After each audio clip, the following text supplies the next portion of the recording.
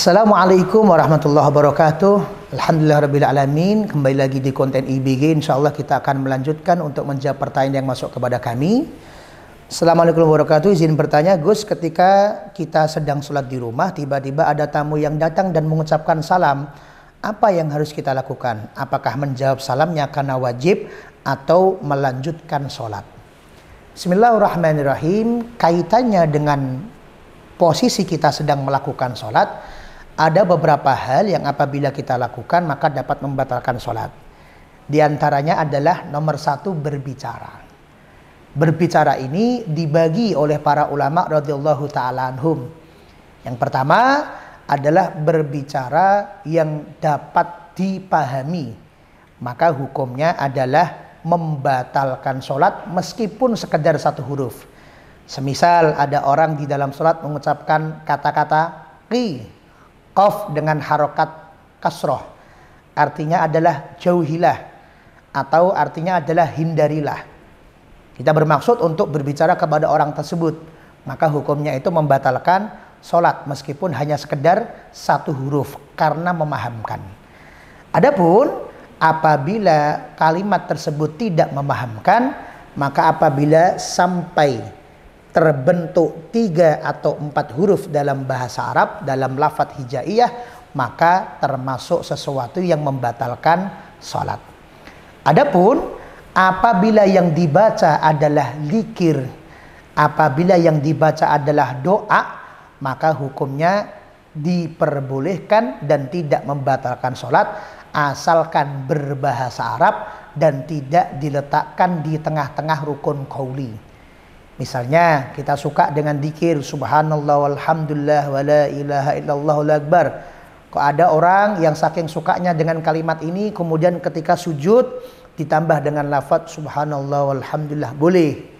Ketika tahiyat akhir sebelum salam dia tambah dengan doa berbagai macam, Rabbana atina fid dunya hasanah, Rabbana hab lana min azwajina, dan lain sebagainya, boleh.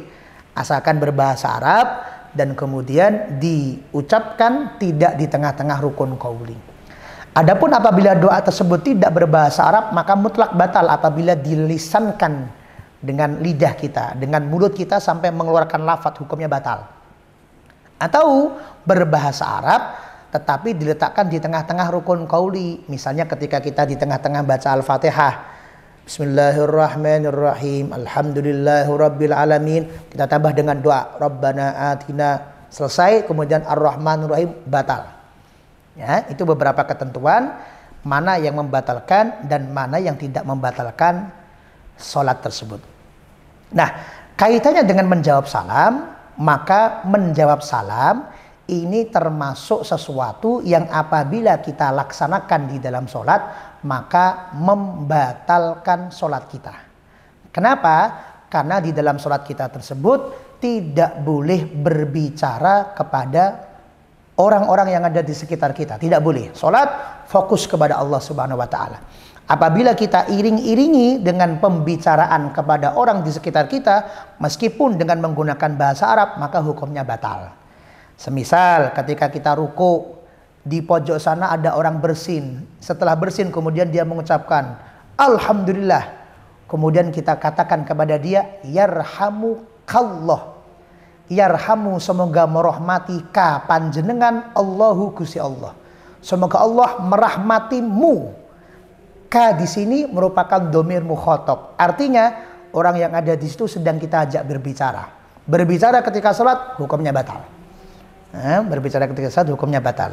Hal yang sama ketika ada orang yang mengucapkan salam kepada kita Assalamualaikum, kemudian kita ucapkan Waalaikumsalam, maka harokat huruf kaf dan mim di situ adalah dhamir mukhatab. Artinya orang yang ada di situ kita ajak untuk berbicara. Sehingga apabila kita sholat kemudian kita lisankan ucapan jawaban salam tersebut Waalaikumsalam, maka itu membatalkan sholat. Ini adalah perincian-perincian hukum dasar hubungannya dengan sholat dan salam. Sekarang kita masuk pada kesimpulan. Lalu apa yang kita lakukan ketika kita sedang sholat kemudian ada tamu yang hendak bertamu kemudian mengucapkan salam? Yang nomor satu, kalau sholatnya sholat wajib, maka dalam syariat Islam dilarang untuk membatalkan sholat tanpa ada udzur yang betul-betul urgen, yang betul-betul darurat. Tidak boleh. Bahkan kita dipanggil oleh orang tua pun, karena ini sholatnya sholat wajib, tidak boleh dibatalkan. Ada orang uluk salam, kita jawab nggak boleh, karena sholatnya sholat wajib, tidak boleh dibatalkan. Lalu bagaimana biar kita tidak dosa? Tetap dijawab salamnya, tapi dijawabnya dengan hati. Ketika dia uluk salam, kita jawab di dalam hati tanpa dilisankan. Waalaikumsalam.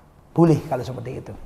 Karena yang batal adalah apabila dilisankan. Tapi apabila dalam hati, maka itu tidak membatalkan sholat kita. Yang pertama apabila terjadi dalam sholat wajib. Yang kedua, apabila terjadi dalam sholat sunnah, maka kata syariat sholat sunnah tersebut adalah jenis sholat yang boleh dibatalkan. Bahkan kalau ada sesuatu yang wajib untuk kita penuhi panggilannya, sholat sunnah ini justru baiknya untuk segera dibatalkan. Semisal kita sedang sholat, kemudian kita dipanggil oleh orang tua kita, maka kata syariat sholat sunnah kita ini langsung dibatalkan untuk memenuhi panggilan dari orang tua kita. Maka ketika panjenengan sedang berposisi sholatnya sholat sunnah, kok ada orang yang bertamu, maka pilihan berada pada panjenengan.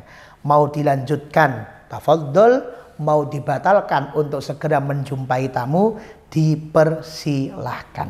Itu jawabannya terkait dengan sedang sholat, kemudian ada tamu yang mengucapkan salam kepada kita.